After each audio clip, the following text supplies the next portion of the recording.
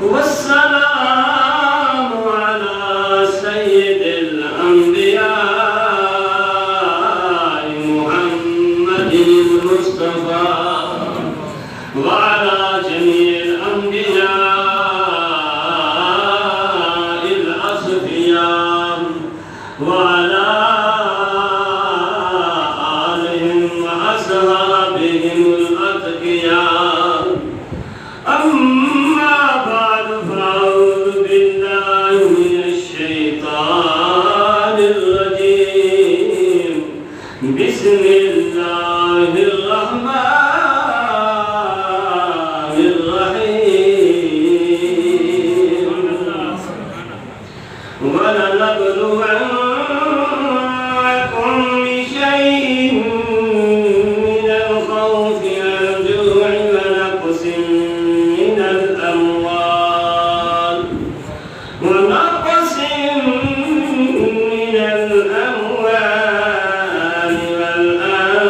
والأنفس والثمرات وبشر الصابرين. صدق الله العظيم. إن الله وملائكته يصلون على النبي يا أيها الذين آمنوا صلوا عليه وسلموا تسليما. سب آواز بلند محمد اور آل محمد دروشی پڑھیے. اللہم صلی علی سیدنا مولانا محمد وآلہ وأصحابہ أجمعین. الصلاة والسلام عليك يا سيدي يا رسول الله وعلى آلك وأصحابك يا سيدي يا حبيب الله. أصلت لك أبدني تك أصلت لك أبدني تك. خدا دے بندے دی لین ہے کہ سکون ہے کہ جنون ہے کہ رنج و راحت تے چین ہے کہ نماز روزہ حج زکات رب رسول قرآن ہے کہ رب دی ساری خدائی دے اندر یزید گھیرن حسین ہے کہ منہ دیکھتے ہیں آئینے میں منہ دیکھتے ہیں آئینے میں پرداغ نہیں دیکھتے سینے میں. جی ایسا لگایا جینے میں مرنے کو مسلمان بھول گئے. کیونکہ میرے ذمہ ہے اِسال ثواب کا موضوع. کیسے کیسے کیسے کیسے گھر اجاڑے موت نے. کھیل کتنوں کے بگاڑے موت نے. اس دنیا میں جتنے بھی آئے لوگ سب قبروں میں گاڑے موت نے. جگالی لگانے کی دنیا نہیں ہے. یہ عبرت کی جا ہے تماشا نہیں ہے. اس 2 دن کی زندگی پہ نہ اتنا اچھل کے چل. یہ راستہ ہی چل چلاؤ کا ہے ذرا سنبھل کے چل. خدا جانے کہ یہ دنیا جلوہ گاہ ناز کس کی ہے. کروڑوں آئے چلے گئے لیکن وہی رونق محفل کی ہے. وہ جن کے دبدبے سے ڈرتے تھے زمین والے.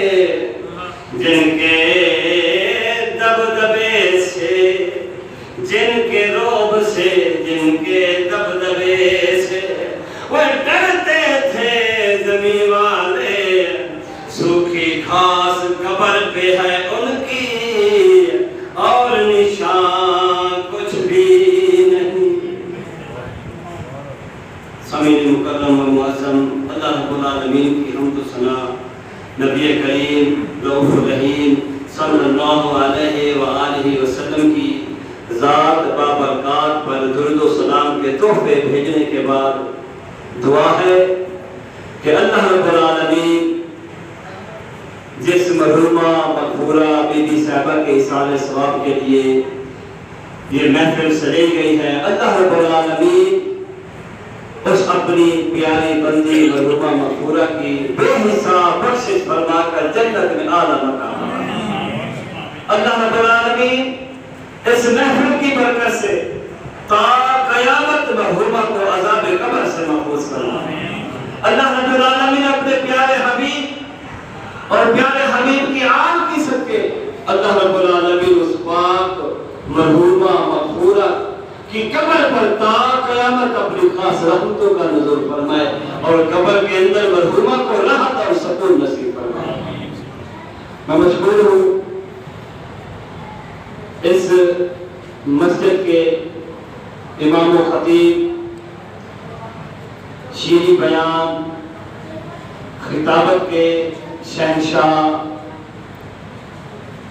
عالم جلیل فاضل نبی حضرت علامہ مولانا قاری محمد اعظم سلطانی صاحب کہ جنہوں نے بندہ حدیث کو اس محفل میں حاضری کے لیے دعوت دی، اور اس سے بھی بڑھ کر ڈھیروں دن سے دعائیں نکلتی ہیں پیر سید ظہور حسین شاہ صاحب قاضی مشہدی صاحب کے لیے کہ جنہوں نے اس اللہ تعالیٰ کے گھر کو بنوایا وقف حصہ ملا کر اور پھر اس کو آباد بھی رکھا ہوا ہے، اور یہ ایک ایسا صدقہ جاریہ ہے جس کا ذکر اس میں آنے والا ہے کہ اللہ رب العالمین ان کی اس کاوش کو، اس نیکی کو قبول فرمائے اور ان کے لیے ذریعہ نجات بنائے۔ بلا تمہید جو آیت کریمہ میں نے تلاوت کی ہے، اللہ رب العالمین نے اس میں اپنے بندوں کے امتحانات، مصیبتوں، پریشانیوں، تکلیفوں، وہ ہر قسم کے امتحانات کا ذکر فرمایا اور ساتھ میں اس کے انعام کا بھی ذکر فرما دیا۔ اس کے معنی اور مفہوم سے پہلے دو حدیثیں تاکہ یہ بات ہمیں سمجھ میں آ جائے۔ ایک صحابی رسول نے عرض کیا، رسول اللہ صلی اللہ علیہ وسلم آپ کا فرمان عالی شان ہے کہ جو اللہ کے نیک بندے ہوتے ہیں، اللہ کے پیارے ہوتے ہیں، اللہ رب العالمین ان کو اس دنیا میں بھی خیر و عافیت عطا فرماتا ہے اور آخرت میں بھی اللہ پاک کامیابی عطا فرمائے گا۔ اور جو گناہگار، مجرم، فاسق، فاجر ہوتے ہیں، اللہ کے مجرم ہوتے ہیں، نافرمان لوگ ہوتے ہیں، اللہ رب العالمین ان کو ان دنیا میں بھی سزا دیتا ہے، مصیبتوں میں گرفتار کرتا ہے، آخرت میں بھی سزا دے گا۔ لیکن یا رسول اللہ صلی اللہ علیہ وسلم یہ بات تو ہمیں سمجھ ہے، لیکن ایک اور بات ہے اس میں، وہ یہ ہے کہ اللہ پاک اپنے نبیوں کو، اپنے پیاروں کو بھی تو امتحان میں ڈالا ہے، تو اس کا کیا مطلب ہے؟ تو اللہ تعالیٰ کے پیارے حبیب علیہ السلام نے جو جواب ارشاد فرمایا، جو اعلان فرمایا، اس کو سمجھے۔ اللہ تعالیٰ کے پیارے حبیب نے فرمایا، اے میرے صحابہ، اللہ رب العالمین کا یہ جو تو نے میرا فرمان بیان کیا ہے، یہ بھی اللہ پاک کا قانون ہے، اور یہ بھی اللہ پاک کا قانون ہے کہ اللہ رب العالمین اپنے پیاروں کو بھی آزماتا ہے، لیکن وہ کسی گناہ کی وجہ سے نہیں، کسی نافرمانی کی وجہ سے نہیں، کیونکہ اللہ کے نبی بھی معصوم ہوتے ہیں، جو اللہ کے پیارے ہوتے ہیں، اللہ کے برگزیدہ بندے ہوتے ہیں، اللہ ان کو گناہ سے محفوظ رکھتا ہے۔ تو یہ جو آزمایا جاتا ہے تو اس کی وجہ کچھ اور ہے۔ وہ وجہ فرمایا اللہ تعالیٰ کے پیارے حبیب نے فرمایا اللہ رب العالمین جب کسی بچے کی عمر ماں کے پیٹ میں 4 ماہ ہو جاتی ہے، اللہ رب العالمین اس کے جسم میں روح بھی ڈالتا ہے اور اس کی تقدیر بھی لکھوا دی جاتی ہے، اس میں لکھا ہوا ہوتا ہے۔ اور وہ اللہ کا علم دیکھیں، کمال کا علم ہے، کیونکہ اللہ کے نزدیک ماضی اور استقبال نہیں ہے، حال ہی حال ہے۔ اسی نے کائنات بنائی، نظام کائنات بنایا، چلا رہا ہے، جب چاہے گا ختم کر دے۔ ماضی گزرا ہی نہیں ہے، مستقبل آنا ہی نہیں ہے، حال ہی حال ہے۔ تو اللہ رب العالمین نے ہم نے جو اپنی مرضی سے کرنا تھا، نیکیاں یا برائیاں، اللہ نے وہ بھی تقدیر میں لکھوا دی، وضاحت کے لیے فرمایا۔ اور اس کے بعد فرمایا جو اللہ پاک اپنے پیاروں کو جو امتحان میں ڈالتا ہے وہ اس لیے نہیں کہ کسی نافرمانی کی وجہ یا گناہ کی وجہ سے وہ نہیں، بلکہ فرمایا اللہ رب العالمین جنت میں انہیں بڑا مقام عطا کرنا چاہتا ہے جو تقدیر میں لکھا ہوا ہوتا ہے، اور بندہ وہ مقام حاصل کرنے کے لیے امتحان کا بھی ذکر ہوتا ہے۔ ایسے مقام بڑا نہیں مل جاتا، اس کے لیے امتحان بھی بڑا لیا جاتا ہے۔ چھوٹی کلاسوں کے لیے چھوٹا امتحان ہوتا ہے، جب بندہ میٹرک یا ایف ایس سی کرتا ہے تو اس کے لیے پھر مشکل امتحان آ جاتا ہے۔ تو اسی لیے اللہ رب العالمین نے جو جنت بنائی ہے، جنت میں محلات بنائے ہیں، وہاں جو مقامات اللہ نے اپنے بندوں کے لیے مقرر کیے ہیں، تو ان کے لیے پھر امتحانات بھی اللہ رب العالمین نے مقرر کیے۔ تو فرمایا جب بندہ، اس حدیث کا آخری جملہ کہ جب بندہ اس مقام کو جو اللہ نے لکھا ہے اس کے لیے کوشش کرتا ہے، تو اللہ رب العالمین اسے وہ مقام جب عطا کرنا چاہتا ہے تو پھر وہ امتحان جو تقدیر میں لکھا ہوا ہوتا ہے اللہ رب العالمین اس میں اسے مبتلا کر دیتا ہے۔ اور پھر جب وہ اس امتحان میں مبتلا ہوتا ہے اللہ رب العالمین کی توفیق سے اسے صبر کی توفیق ملتی ہے۔ اللہ رب العالمین اپنے کرم سے اسے صبر کی توفیق عطا فرماتا ہے۔ جب وہ صبر کرتا ہے تو اللہ رب العالمین صبر کا بدلہ جنت ہے، تو جنت بھی عطا فرما دیتا ہے اور جنت میں وہ مقام بھی عطا فرما دیتا ہے۔ اللہ رب العالمین نے قرآن پاک میں جو اعلان فرمایا وَلَنَبْلُوَنَّكُمْ، ہم ضرور تمہیں آزمائیں گے، تمہارا امتحان لیں گے، بِشَيْءٍ مِّنَ الْخَوْفِ وَالْجُوعِ وَنَقْصٍ مِّنَ الْأَمْوَالِ وَالْأَنفُسِ وَالثَّمَرَاتِ۔ ضرور ہم تمہیں آزمائیں گے، خوف دے کر، بھوک پیاس دے کر، اور تمہاری ذات نفس یعنی تمہارے والدین کا سایہ اٹھا کر، بہن بھائیوں کا سایہ اٹھا کر، اور فرمایا تمہاری جانوں کی قربانی سے، پھر اموال کی مال و دولت دے کر واپس لے لیں گے، اس سے بھی آزمائیں گے، والثمرات اولاد دیں گے، پھر وہ سنبھال لیں گے، اس طرح آزمائیں گے، پھر انعام کیا ہوگا؟ فرمایا وَبَشِّرِ الصَّابِرِينَ۔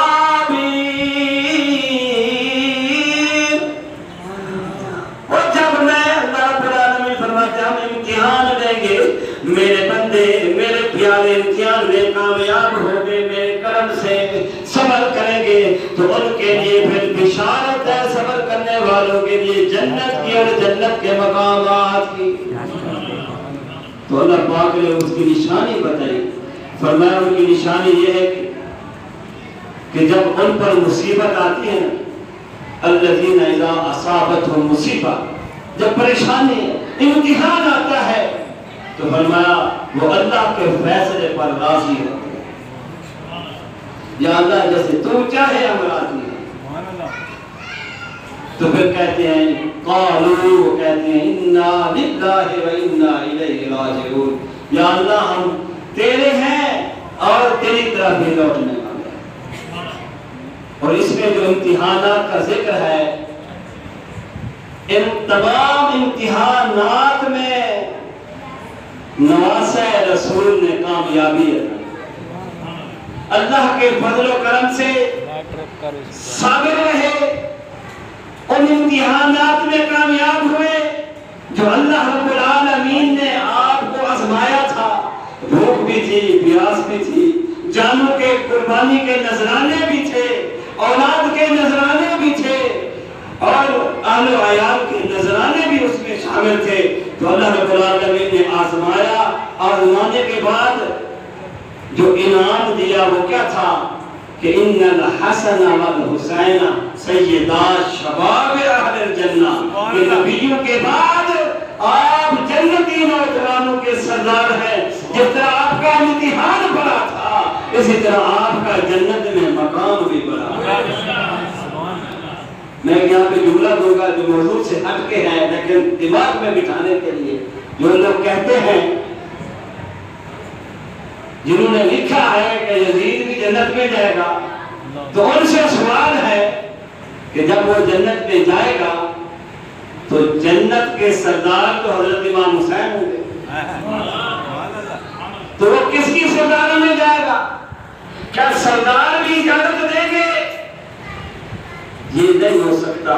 یہاں تو منبر رسول پہ بیٹھ کر اپنے دکانداری کو ہوا دیتے ہیں، آگے نہیں سوچتے کہ وہاں ہم کیا جواب دیں گے۔ بڑے بڑے اماموں نے کہا سمجھ رہے ہیں یہ بڑا عظیم اور بڑا ثانیہ ہے، کیونکہ میرے آقا کا فرمان ہے جس نے میرے مدینے میں اور میرے اہل و عیال کے ساتھ ظلم کیا وہ جنت میں کبھی نہیں جائے گا۔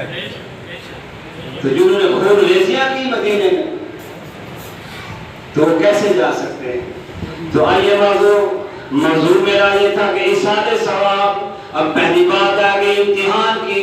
اللہ رب العالمین کبھی والدین کا سایہ اٹھاتا ہے، یہ بھی امتحان، کبھی اولاد لے لیتا ہے، یہ بھی امتحان، بہن بھائیوں میں سے کوئی واپس بلا لیتا ہے، یہ بھی امتحان۔ اور مومن کی شان یہ ہے کہ اللہ رب العالمین جب امتحان لیتا ہے مومن صبر کرتا ہے۔ امتحان میں بھی مومن کا فائدہ ہے، مصیبت آئے تب بھی مومن کا فائدہ ہے، انعام ملے تب بھی مومن کا فائدہ ہے۔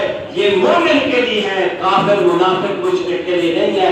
وہ لاکھوں روپے بھی خرچ کر دے، 1 روپے کے خرچ کرنے کا ثواب نہیں ہے۔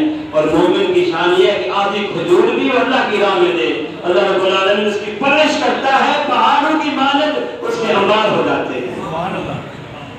تو اس لیے مومن جب بھی اس پر کوئی مصیبت، پریشانی، دکھ، تکلیف، بیماری آئے وہ اس کو امتحان سمجھے اور اللہ کے فیصلے پہ راضی رہے، تو پھر اس کے لیے انعام ہی انعام ہے، بلکہ صبر کا بدلہ ہی جنت ہے۔ حدیث شریف میں آتا ہے کہ اللہ تعالیٰ کے پیارے حبیب نے فرمایا کہ جب کسی کا بیٹا فوت ہو جائے، ماں باپ میں سے کوئی فوت ہو جائے، اولاد میں سے کوئی فوت ہو جائے، رشتہ داروں میں سے کوئی فوت ہو جائے، اللہ رب العالمین پھر فرشتوں سے پوچھتا ہے بتاؤ میرے بندے نے کیا کہا ہے، میرے بندے نے کیا کہا ہے، میں نے اس کی پیاری چیز دے دی ہے۔ تو فرشتے عرض کرتے ہیں باری تعالیٰ تیرے بندے نے تیرے فیصلے پہ رضا کا صبر و استقامت کا مظاہرہ کیا ہے، صبر کیا ہے۔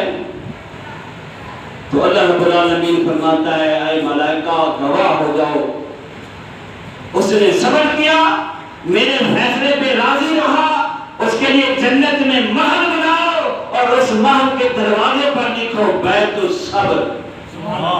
یہ مومن کی شان ہے، جانا تو سب نے ہے، لیکن جب مومن کا کوئی چلا جاتا ہے تو اس کے لیے بخشش کا ذریعہ بن جاتا ہے، اس کے لیے بخشش کا ذریعہ بن جاتا ہے، دخول جنت کا ذریعہ بن جاتا ہے۔ اسی طرح رسول اللہ صلی اللہ تعالیٰ علیہ وآلہ وسلم نے فرمایا کہ مومن اپنی زندگی میں قسم و قسم کے امتحانات برداشت کرتا ہے، کبھی بھوک کے، افراز کے، کبھی بے روزگاری کے، کبھی دکھ تکلیفیں آ جاتی ہیں، حتیٰ کہ فرمایا اس کو موت آتی ہے سیدھا جنت میں جاتا ہے۔ مطلب یہ کہ اس کے امتحانات، اس کی مصیبتیں، اس کی پریشانیاں، اس کی تکلیف، اس کی بیماری اس کے لیے گناہوں کا کفارہ بن جاتی ہے اور وہ جنت میں چلا جاتا ہے۔ یہ مومن کی شان ہے۔ اور ہمارے معاشرے میں کیا مشہور ہے؟ دشمنی ہو جاتی، دشمن فوت ہو جائے، خوش ہونے کا اظہار نہیں کرنا۔ میرا آقا نے منع فرمایا ہے کہ دشمن بھی فوت ہو جائے نا، اس کے لیے بھی استغفار کی دعائیں کرو۔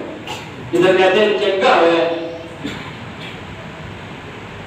نہیں، جتنا بھی گناہگار ہو، میرا آقا نے فرمایا جب فوت ہو جائے تو اس کی اچھائیوں کا ذکر کرو، کہ وہ اس وقت نہیں فرشتے گواہیاں دیتے ہیں کہ یا اللہ فلاں جو بندہ فوت ہوا ہے نا، جو لوگ تھے نا اس کی بڑی تعریفیں کر رہے تھے،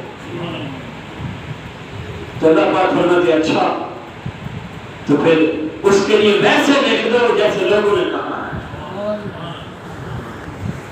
تو اس لیے جتنا بھی بندہ گناہگار ہو، بیمار ہو کے فوت ہو جائے، اچانک دل کے امراض میں یا کوئی اور بیماری میں فوت ہو جائے، تو وہ بیماری اس کے لیے ذریعہ نجات اور گناہوں کا کفارہ بن جاتی ہے۔ یہ مومن کی شان ہے۔ یہ پہلا حصہ تھا کہ میں نے اس سے یہ سمجھانا ہے کہ ہم پہ جو مصیبتیں پریشانیاں آتی ہیں اس میں رونا دھونا نہیں، واویلا نہیں کرنا، بلکہ اللہ رب العالمین کی طرف سے امتحان ہوتا ہے۔ کوئی فوت ہو جائے اس پر بھی صبر ہے، اور مال ملا نقصان ہوا تب بھی صبر کر، مال نہیں دیا اس رب نے تب بھی صبر کر، برداشت کر، یہ بھی تیرے لیے فائدہ مند ہے۔ کیونکہ اگر غریب ہے، مال نہیں دیا، امتحان ہے، میرا آقا نے فرمایا جو غریب ہے امیروں سے 500 سال پہلے جنت میں جائیں گے۔ غریبوں سے، امیروں سے غریب پہلے جائیں گے، اور یہ بھی فرمایا جو زیادہ میرے قریب ہوں گے وہ غریب ہوں گے۔ سبحان اللہ۔ تو اس لیے ہر چیز مومن کے لیے امتحان کا درجہ رکھتی ہے، اور امتحان پہ صبر کرے گا انسان مومن تو سمجھ جائے اس کے لیے ذریعہ نجات بن گیا ہے، ذریعہ دخول جنت بن گیا ہے، اور وہ امتحان اس کے لیے گناہوں کا کفارہ بن گیا۔ کیا بات!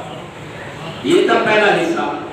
اور بھی حدیث ہے لیکن اتنا ہی کہ سمجھ آ جائے کہ مصیبت پریشانی یہ مومنوں کے لیے یہ جنت میں جانے کا ذریعہ ہوتی ہے، یا وہ حدیث کا خلاصہ کہ اللہ پاک نے جو جنت میں مقام لکھا ہوتا ہے اس کو عطا کرنے کے لیے اللہ رب العالمین اسے آزمائش میں ڈالتا ہے۔ جب وہ آزمائش میں پورا اترتا ہے، صبر کرتا ہے، تو اللہ رب العالمین اس کو جنت اور جنت کا وہ مقام جو اس کی تقدیر میں لکھا ہوا ہوتا ہے وہ عطا فرما دیتا ہے۔ اب دوسرا حصہ اللہ رب العالمین نے قرآن پاک میں ارشاد فرمایا والذین جاءوا من بعدہم، کہ وہ لوگ جو آئے ایمان والوں کے بعد، یعنی بعد میں آئے، بعد میں ایمان لے آئے، صحابہ کرام، تابعین، تبع تابعین، کتب ابدال، ان کے گزرنے کے بعد آئے، تو پھر فرمایا یقولون، وہ کہتے ہیں ربنا اغفر لنا ولإخواننا الذین سبقونا بالایمان۔ جو بعد میں آئے ہیں وہ پہلے والوں کے لیے کہتے ہیں کیا اے ہمارے رب ہماری بھی بخشش فرما، جو ہم سے پہلے اس دنیا سے کوچ کر گئے ان کی بھی بخشش فرما۔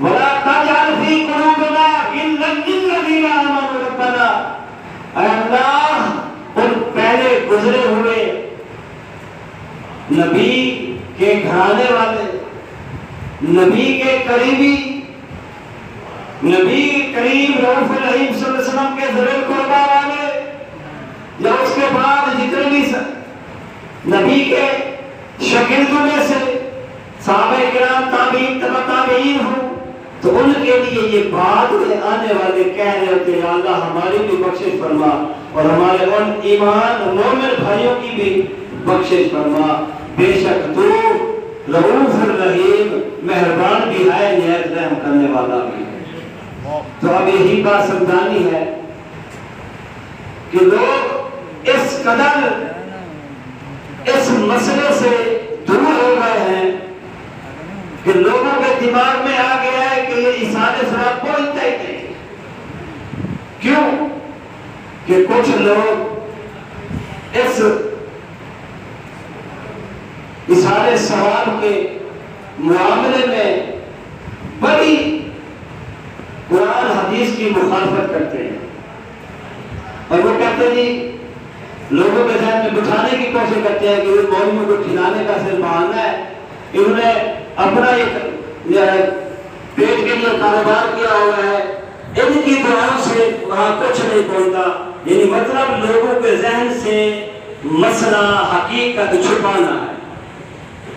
اصل بات یہ ہے یہ مولانا صاحب دعا مانگے اس سے ثواب نہیں پہنچتا، ثواب پہنچتا ہے جب نیک اعمال آپ کر رہے ہوتے ہیں، جب وہ محفل سجا رہے ہوتے ہیں اس کی نیت پر پہنچتا ہے۔ اور وہ نیت کسی مولوی صاحب نے یا پیر صاحب نے دعا کے ذریعے نہیں تبدیل کرنی، نہ ہی اللہ کی ذات تک پہنچانی ہے، یہ اللہ پاک نے 24 گھنٹے سروس خود مہیا کر دی ہے۔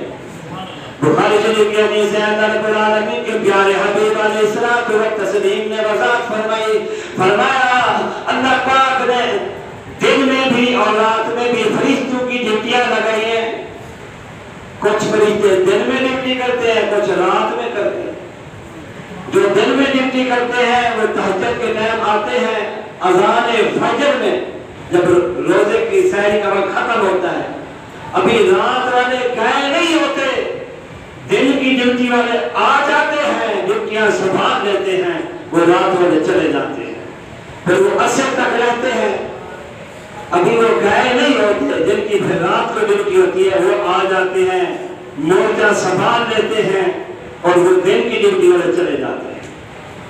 اب بات آگے سمجھ لیجیے کہ جب فرشتے جاتے ہیں اللہ کی بارگاہ میں، اللہ پاک پوچھتا ہے ملائکہ یہ بتاؤ میرے بندے کس طرح زندگی گزار رہے تھے؟ فرشتے بتاتے ہیں یہ قیامت کاتبین الگ لکھ رہے ہیں اور وہ جماعتیں الگ ہیں۔ آپ نے قرآن پڑھا، صدقہ خیرات کی، آپ نے نعت پڑھائی، قرآن کی تلاوت کرائی، وعظ نصیحت کی باتیں کرائی، جس نیت سے محفل سجائی، فرشتوں نے وہ لکھ لی۔ اس کا جتنا ثواب ہے فرشتے وہ بھی لکھ رہے ہیں۔ ترمذی شریف کی حدیث ہے کہ میرے آقا نے فرمایا کہ جب کوئی بندہ، جب کوئی مومن یوں کہتا ہے یا ربی لک الحمد ولک الشکر کما ينبغی لجلال وجہک وعظیم سلطانک، کہ اے میرے رب جس طرح تیری ذات، تیری شان بلند ہے، اعلیٰ ہے، ارفع و اعلیٰ ہے، تیری شان کے مطابق تیرے لیے تعریف ہے، تو فرشتے اللہ کی بارگاہ میں پہنچ جاتے ہیں، عرض کرتے ہیں باری تعالیٰ تیرے آج ایک نیک بندے نے اس طرح تعریف کی ہے تیری، اب اس کا ثواب ہم کتنا لکھیں، کیونکہ ہمیں تو پورا پتہ نہیں ہے کہ تیری ذات کتنی بلند ہے، ہم تو صرف اتنا جانتے ہیں تیری ذات بہت بلند ہے، اب کتنا ثواب لکھیں؟ تو اللہ پاک فرماتا ہے اس بندے کے اس جملے کی تعداد لکھ لو، اس کا ثواب میں خود عطا فرماؤں۔ تو معلوم ہوا فرشتوں کو ثواب کا پتہ ہوتا ہے، تبھی تو وہ ہر نیکی کا ثواب لکھ دیتے ہیں۔ اگر یہ بھی سمجھ نہ آئے تو ایک اور حدیث پیش کر دوں۔ رسول اللہ صلی اللہ علیہ وسلم نے وضاحت فرمائی، فرمایا بروز محشر ایک بندہ انکار کر دے گا کہ اے باری تعالیٰ تیرے فرشتوں نے اپنی طرف سے لکھ دیا ہے میں نے یہ گناہ نہیں کیا تھا، تو اللہ رب العالمین فرشتوں کو بلائے گا اور فرمائے گا کہ یہ بندہ انکاری ہے اور یہ کہتا ہے تیرے فرشتوں نے اپنی طرف سے لکھ دیا. تو فرشتے اجازت مانگیں گے اے باری تعالیٰ ہم اس کا رجسٹر لے آتے ہیں, اس کا ریکارڈ لے آتے ہیں. اللہ پاک اجازت دے گا, وہ ریکارڈ لے آئیں گے اور پھر اس ریکارڈ میں اس طرح دکھائیں گے جن کپڑوں کے ساتھ وہ بیٹھا تھا, جس جگہ پہ بیٹھا تھا وہی کپڑے وہی جگہ, جن لوگوں کے ساتھ بیٹھا تھا وہ لوگ بھی دکھائے جائیں گے. گویا کہ ایک قسم کی ویڈیو بنائی جائے گی. یہ ویڈیو بنا رہے ہیں, جب ویڈیو بنتی ہے ہم بڑے سیدھے ہو کے بیٹھتے ہیں, لیکن 24 گھنٹے ساری زندگی ہماری ویڈیو بن رہی ہے اور ہمیں غور و فکر نہیں ہے, غفلت میں سوئے ہوئے ہیں. یہ ایک بات بھی آج ہم یاد کر لیں کہ ہماری ویڈیو بن رہی ہے, ہم اللہ کے سامنے بھی ہیں اور اللہ نے جو نظام کائنات بنایا ہے فرشتوں کے ذریعے ہماری نگرانی کی جا رہی ہے. یہ کار چلانے والے جب یہ سگنل توڑنے لگتے ہیں خوف کھاتے ہیں, ڈرتے ہیں. کیوں؟ کہ وہاں کیمرہ فرش نہ لگ جائے اور ان پہ جرمانہ نہ ہو جائے, جبکہ ہماری ساری زندگی کی ویڈیو بن رہی ہے اور ہمیں خوف نہیں, ہم ڈرتے ہیں. مختصر وہ بندہ پھر کہے گا کہ واقعی میں نے یہ گناہ کیا ہے, تو بتانا یہ تھا کہ فرشتے ہی سب کچھ لکھ کر اللہ کی بارگاہ میں پہنچاتے ہیں. پھر اللہ رب العالمین فرماتا ہے اے میرے فرشتوں یہ بتاؤ وہ نیکیاں کیوں کر رہے تھے؟ تو فرشتے عرض کرتے ہیں باری تعالیٰ وہ جنت چاہتے ہیں, تجھے راضی کرنا چاہتے ہیں. تو اللہ پاک فرماتا ہے کہ انہوں نے مجھے دیکھا ہے, میری جنت کو دیکھا ہے. تو فرشتے عرض کرتے ہیں باری تعالیٰ نہیں دیکھا. اللہ پاک فرماتا ہے اگر وہ مجھے دیکھ رہے ہیں یا میری جنت کو دیکھ رہے ہیں تو پھر, تو فرشتے عرض کرتے ہیں باری تعالیٰ اگر وہ تجھے دیکھ رہے ہیں یا تیری جنت کے انعام و اکرام محلات کو دیکھ رہے ہیں تو ایک سیکنڈ کے لیے بھی غافل نہ ہو, ہر وقت تیری عبادت کرتے رہے. پھر اللہ پاک فرماتا ہے کہ اے ملائکہ یہ بتاؤ تم تو دیکھ کے آئے ہو, انہیں کس حال میں دیکھ کے آئے ہو یہ تو بتاؤ, وہ ڈرتے کس چیز سے ہے؟ تو فرشتے کہتے ہیں باری تعالیٰ وہ جہنم سے ڈرتے ہیں, انہیں جہنم سے چھٹکارا چاہیے. اللہ پاک فرماتا ہے کہ انہوں نے جہنم کو دیکھا ہے, جہنم کے عذابات وادیوں کو دیکھا ہے. فرشتے عرض کرتے ہیں باری تعالیٰ نہیں دیکھا. اللہ پاک فرماتا ہے اگر وہ دیکھ لیں تو پھر, تو اللہ رب العالمین کے سامنے فرشتے کہتے ہیں باری تعالیٰ اگر وہ جہنم اور جہنم کے عذاب سے واقف ہو جائے, کھانا پینا بھی چھوڑ دیں, ہر وقت تیرے ذکر میں لگے رہیں, کسی ایک بھی نافرمانی کی طرف نظر اٹھا کے بھی نہ دیکھیں. تو اللہ پاک فرماتا ہے ملائکہ گواہ ہو جاؤ میں نے ان کی نیکیوں کو قبول فرما کر راضی ہو گیا ہوں, جو وہ چاہتے ہیں جنت بھی عطا کر دی ہے, جہنم سے بھی چھٹکارا دے دیا ہے. تو فرشتے عرض کرتے ہیں باری تعالیٰ فلاں محفل میں ایک بندہ تھا, اب تیری طرف سے انعام ہو گیا, لیکن ایک بندہ تھا جو اس نیت سے نہیں آیا تھا, وہ ذکر کرنے کی نیت سے نہیں آیا تھا, یعنی فرشتے چاہتے ہیں کہ اس کی بخشش نہ ہو. تو اللہ پاک فرماتا ہے میرے ملائکہ میں نے اسے بھی بخش دیا ہے, کیونکہ یہ جو ذکر کرنے والے میری عبادت کرنے والے ایسے لوگ ہیں جو ان کے پاس بیٹھ جاتا ہے نا, میں انہیں بھی معاف فرما دے. اب اظہار ثواب,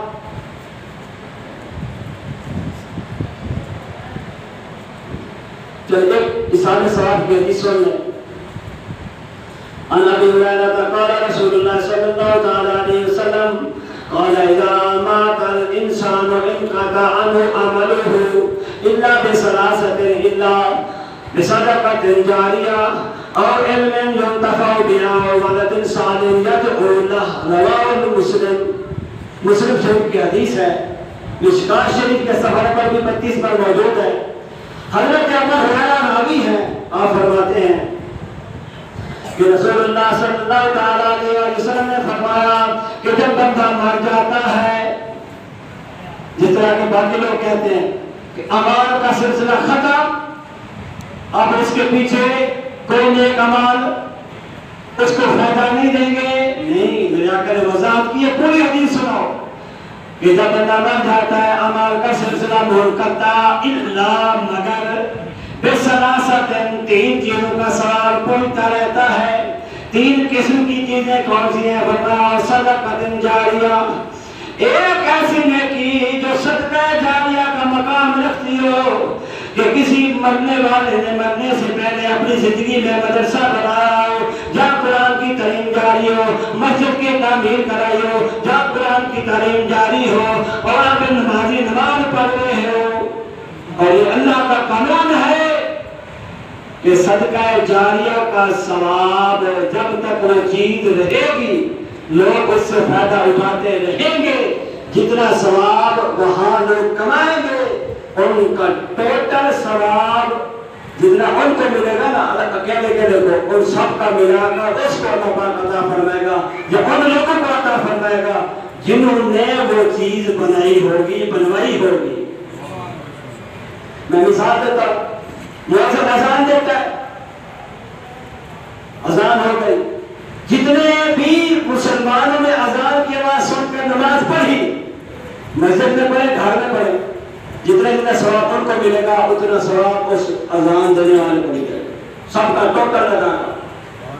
اور پھر جس نے نماز پڑھائی وہ مؤذن کا سارا ثواب، نمازیوں کا سارا ثواب، ایک ایک نمازی کی نماز کا ثواب امام کو ملے گا۔ اور پھر فرمایا کہ وہ ٹوٹل جو امام کو ثواب مل رہا ہے اور سارا ٹوٹل نمازیوں کا بھی ٹوٹل، مؤذن کا بھی ٹوٹل، فرمایا یہ تمام کا تمام ان لوگوں کو ملے گا جنہوں نے وہ مسجد بنائی، وہ ادارہ بنوایا، یا امام پہ خرچ کرتے ہیں۔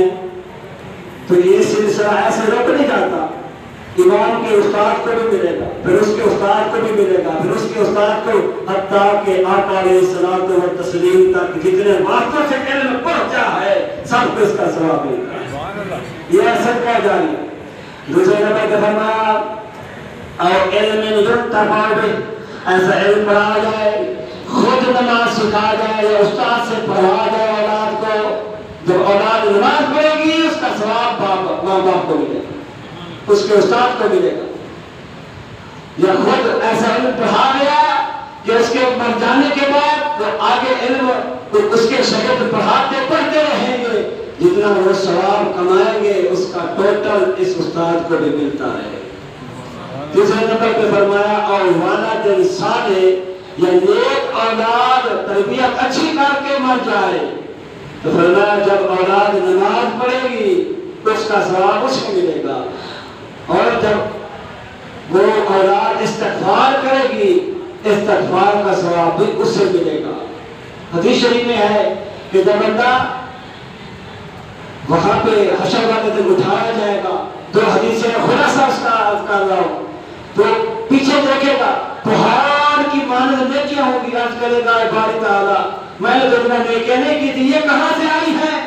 تو جواب دیا جائے گا بے استغفار وعدہ دے کر لکا، تیرے بیٹے نے تیرے مرنے کے بعد جو استغفار کیا تھا، وہ دعا مانگی تھی، اس کے بدلے میں اللہ پاک نے یہ پہاڑوں کی طرح ڈھیروں نیکیاں عطا فرمائی۔ تو معلوم ہوا یہ ثواب آپ مرنے والے کی طرف سے قربانی کریں پہنچے گا ثواب، آپ حج کریں ثواب پہنچے گا، اس کے لیے آپ مسجد بنوائیں، مدرسہ بنوائیں، قرآن خرید کر کے رکھیں، اس کو ثواب پہنچانے کے لیے کسی بھی نیکی صدقہ جاریہ پر خرچ کرو، اس کا ثواب اسے ملتا ہے۔ جس طرح زندہ کو